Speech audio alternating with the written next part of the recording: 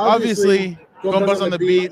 Gilbert and I cover the Chargers, but now we got a special guest on, Marcus McNeill, former Chargers left tackle out of Auburn. Look at him. Oh, you got to do a little jig. He's sitting down. When he's standing up, he is a mountain of a man, 6'9", I think. Marcus, thank you so much for joining us. Hey, man, appreciate y'all having me, man. I'm just enjoying myself already. Marcus, this week, Super Bowl week, I mean, it feels like the ultimate underdog versus a team that, I mean, the Rams have been built through, they got some pieces in the draft and they have a little bit of it, but mostly it's about free agents, trades, big time names. Just what do you see from this matchup? I mean, it's one of the best matchups, right? It's like when you have all the all-stars kind of stacked on one team, then you have the Cinderella team that nobody expected to be there, you know, full of young guys who are hungry and not scared, you know, like it's poised to be a great game. You know, the Jalen Ramsey versus Jamar Chase is a matchup that I think is only like eclipsed by maybe Jalen Ramsey and D Hop. You know what I'm saying? So like for Jamar Chase to have already made it to that pinnacle as wide receiver, like it's exciting, man. It's exciting. When you look at a quarterback like Joe Burrow, and I mean, you were an offensive lineman, 9 sacks against the Tennessee Titans, but he didn't throw anybody under the bus. He stays calm, cool, collective. Against the Chiefs, only 1 sack allowed. What is it about Joe Burrow that makes him so unique in your opinion? Man, they don't call him Joe Icy for no reason. I mean, the boy got ice water running through his veins. Like, it seems like no moment is too big for him, you know. So I think that kind of trickles down to all his teammates, you know, regardless if it's the offensive line, Jamar, you know what I'm saying, or just the whole team. Like, whenever you got a quarterback that's not scared of any situation you put him in, like there's really, the sky isn't even a limit. There's really no limit for the guy, how good he can be. I'm excited to see how he's going to be, especially with Tom Brady retiring. Like, there's an opening to be the face of the NFL, and Joe Burrow right now is making his case. When you look at the AFC as a whole, I thought the NFC kind of had the older quarterbacks and not really some of the young new guns. The AFC has so many young guns with so many young players and quarterbacks and everything. Just when you take a look at the AFC with all the young quarterbacks, man, something's got to give, don't you think? Yeah, I mean, I don't know if it's going to give, but I can guarantee we're going to have a lot of seasons where it's a lot of teams right there neck and neck throughout the whole season, which is better for us as fans because now we get to see games that mean something.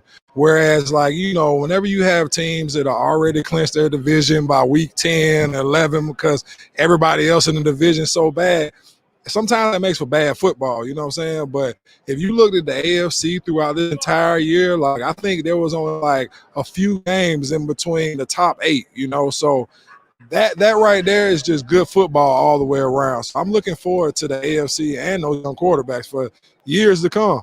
When you look at your former team and you look at Justin Herbert, just what do you see about him? What do you like about him? What have you thought about him as a quarterback in his first 2 seasons? I don't play at Oregon first. They played against Auburn, which is my alma mater, Auburn University down in Alabama, and they lost that game. But I saw him actually be able to throw the ball any way he wanted to and all over the field. So I knew he had an arm, a golden arm, you know, coming in. But the only offset for that was we didn't have a great offensive line yet. So them picking up Rashawn Slater was just a great pickup because now he's just able to make sure that, you know what I'm saying, he's protected. And that quarterback needs that type of rhythm and protection from their left tackle to feel comfortable in the pocket. When you look at the way he plays, it feels like he plays the game differently than maybe some of the other quarterbacks that we see. But when you look at him, Joe Burrow, Patrick Mahomes, it feels like, and you kind of brought it or mentioned it a little bit, it feels like we could have different teams in the Super Bowl for years to come, and it didn't happen for the Chiefs this year. Yeah. It happened for the Bengals. Next year it could be something where you think it might be the Bengals and it might be the Ravens or somebody. You know what I'm saying? Like, so, I mean, what does that tell you about the way these guys, the way that these quarterbacks are built different? I think. I mean, what do you think? I think they're a lot smarter, these days coming out. A lot of the training that guys were getting at a young age wasn't preparing them for the NFL.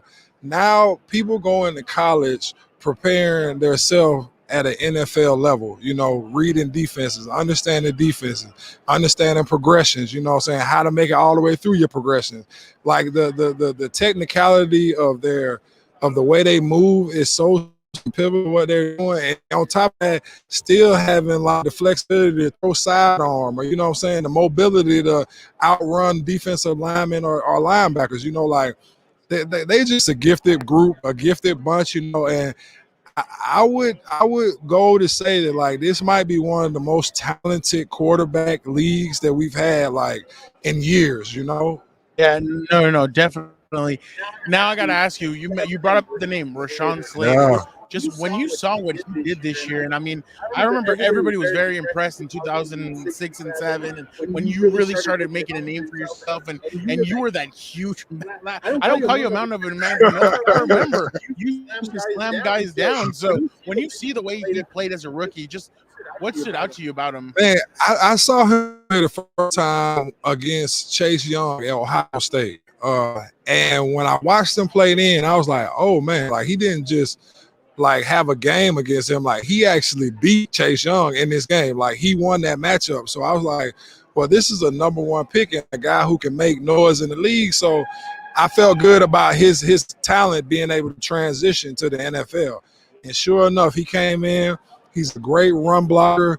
He's an awesome pass blocker. He has wonderful feet, and he doesn't seem to be scared of anybody off of that edge. So, man, I stamped him early on, and I really do feel good about passing a torch on to somebody like that. Like, bro, you got it. Like, you just keep on going on the ball and being the guy that we needed for the last, 10, 15 years.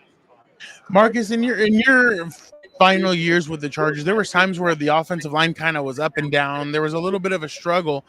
What advice would you give to the Cincinnati Bengals? And like, their offensive line is looking and they're like, oh, Aaron Donald, Leonard Floyd, Von Miller. What would be your advice to them going into the game on Sunday? Keep ready to run the ball. You know what I'm saying? Like, if you don't want to end up at 3rd and long, you need to make sure 1st and 2nd down go right. All right. So, like, the one way to combat against a pass rush like they have is run the ball well. You know what I'm saying? End up in 3rd and short, come out, hit them in the mouth first, and rather than being able to getting a down where it's 3rd and long, and now they got their ears pinned back and they're pretty much just running a 40-yard dash to the quarterback. Like if you change up the game plan to where you're running the ball and pounding it on them, that's a totally different Rams team or a whole different defense because they're built for speed, So just go get what you can, control the game, and let the stars win it when they need to, Jamar and Joe. Now I'm going to put you on the spot. Who you got on Sunday? Oh, man. You know what? This has been a difficult question for me because, like, honestly, I feel like the Rams should win, but I'm rooting for the Bengals. You know what I'm saying? Like, straight up. I don't know any other way to say it.